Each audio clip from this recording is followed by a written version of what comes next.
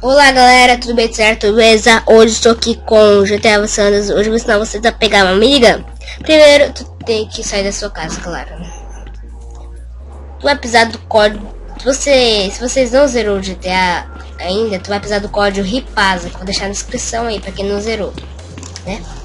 Aí tu vai ter que pegar um carro, escrever RIPAZA lá dentro, né?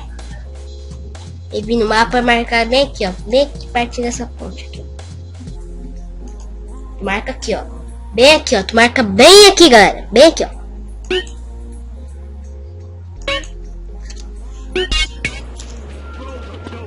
Quando eu chegar lá, eu volto. Então fui. Yo.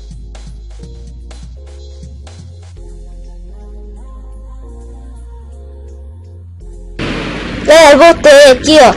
Tô aqui, galera. Tem que vir aqui, faz a mão de jetpack. Eu cheguei aqui, ó, bem aqui certinho no mapa aqui, ó. Até marcar aqui, ó. Aqui, ó, bem onde que eu tô, galera. Bem onde que eu tô.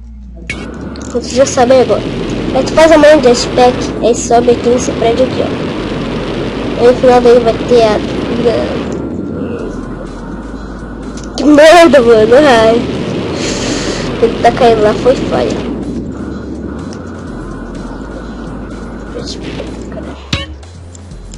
Ah, cara, meu Deus, fudeu.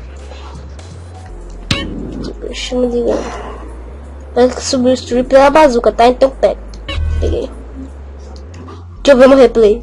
Porra, me pega esse no replay. Beleza. Então, galera, esse foi o tutorial de como pegar a minigun no GTA. Então, quem gostou, dá um gostei e favorito pra quem gostou de mim, né? Só pra falar, galera, vem 12 balas, tá? 12 balas. Eu vou fazer uma treta maluca na cidade, né? Vou fazer uma treta maluca. Treta maluca. Pronto, galera. Fiz aqui. Mas eu fiz 2 quadros aqui agora. Pra não morrer. Né? Deixa eu foto você na frente.